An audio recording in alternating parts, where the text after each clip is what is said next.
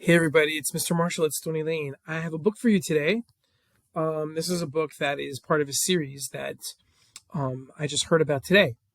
In fact, it was a bunch of second graders that showed me, and so I wanted to send a big shout out to Miss Torjussen's second grade class at Midland School in Paramus for introducing me to this series. It's called the Disgusting Critters series. These are nonfiction books that are written like a story because they have lots of voice. Okay. And you're going to enjoy reading this because it's kind of silly, but you're going to learn some stuff about disgusting critters. In this case, you're going to learn about toads. Ready? So, the toad, disgusting critters. Greetings. The toad.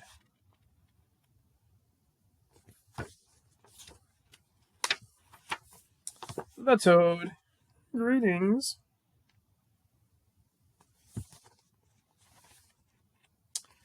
Ladies and gentlemen, give a warm round of applause to our friend, the toad. Hi, how are you?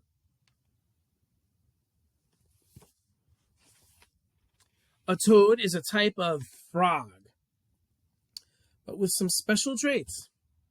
Toads and frogs are both descended from a frog who lived millions of years ago in South America. Hola.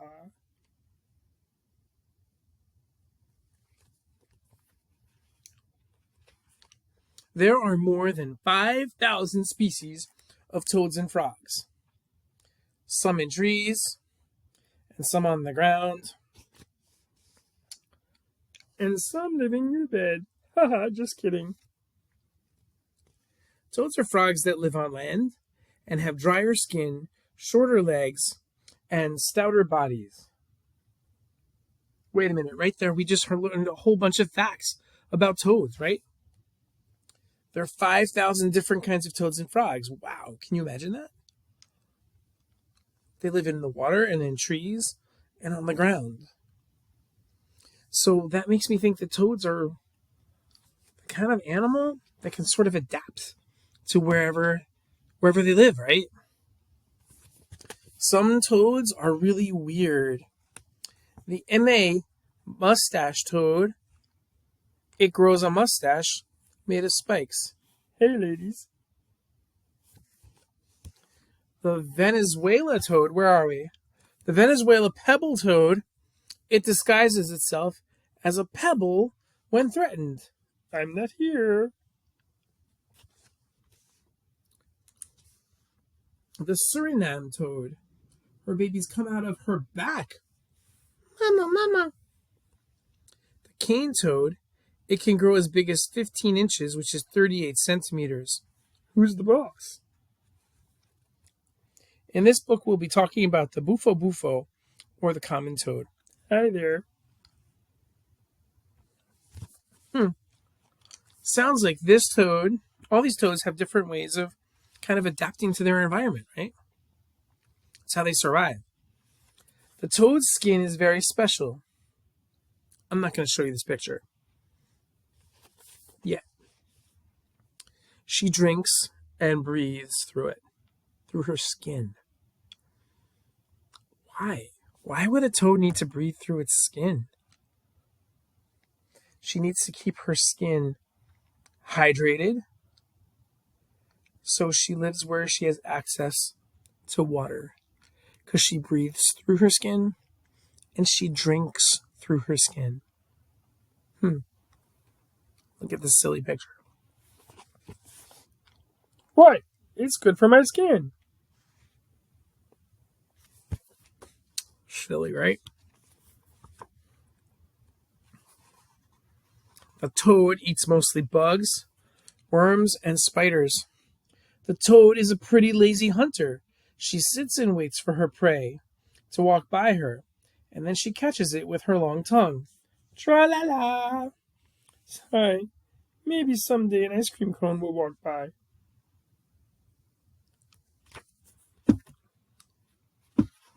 The toads sometimes... This is really gross. Are you ready for something really gross? You look like you are. The toad sometimes sheds her skin to keep it healthy. You've probably heard that other animals do that too, right? Snakes do that and other animals. But here's where it gets weird. The toad sometimes sheds her skin to keep it healthy, and that's kind of gross. It means she gets rid of the old skin and then she eats it. Ew. Eating skin is part of a healthy diet. Why in the world would a toad do that? This book doesn't tell me, but it makes me wonder. And so I can keep reading more about that. When the toad is threatened, she releases a toxin. That's a poison. A toxin through her skin to ward off predators. It tastes disgusting. Some toad species put out a toxin so strong that it can be deadly. Don't mess with me.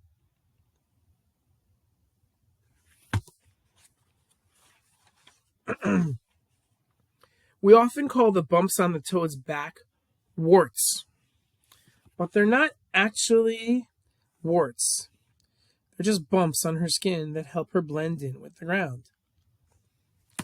Wow, that's another way that the toad uses its body to survive. Its warts help it to blend in to the background so that other animals won't come and eat it, right? It kind of hides. I call them my beauty spots. Isn't it amazing whenever you read books about animals? You can think about how do toads, or that animal, whatever that animal is, use their bodies to survive? We've just learned a bunch of ways, right? Okay. The toad lays her eggs in the water, as many as 6,000 at a time. She lays them in very long strings in shallow water. The eggs face many dangers, including being eaten by hungry animals. Only a few lucky toads will make it. Look at that. All those eggs. And the mother's saying, "Good luck, guys."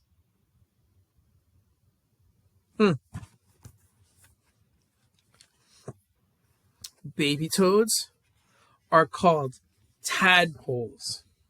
They're really cute, huh? No arms, no legs. The tadpoles are born and live underwater for 8 to 12 weeks until their legs have grown and their tails have disappeared. And then they move onto land where they can live up to 12 years. Look at this. These are the stages of a tadpole's development.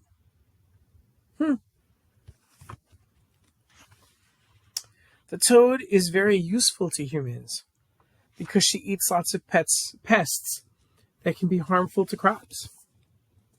Healthy toads are a sign of a healthy environment since they can only live in a clean, natural habitat.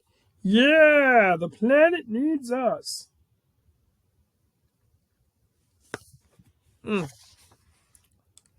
Unfortunately, there are fewer and fewer toads around on the earth. Some species are endangered, and some are extinct. And this could be because of pollution and the use of pesticides, global warming, or the destruction of their habitats by humans. Hey! This information is sad, so I won't make a joke here.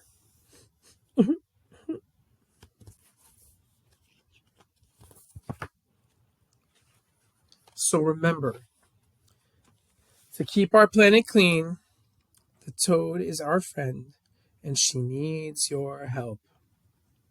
Hasta la vista. And that is the end. Did you like that book? I bet you learned a bunch of facts, right? And maybe in a silly book you can miss the facts the first time, but it's the kind of thing where you can go back and read it again and again and again and see if you can learn those facts and think about them. Remember, whenever you read a book about an animal, no matter what the animal, you can think about how the animal uses its body to survive. Or maybe if I read this again, I could think about something else. I could think about how toads interact with other animals, right? I can think about how toads, like what kind of relationships they have with other animals. Like there were other animals in this book, right? Like there were these little bugs that the toads eat, right? You could talk about how the toads, we could think about how the toads, here's the bugs that they eat, right?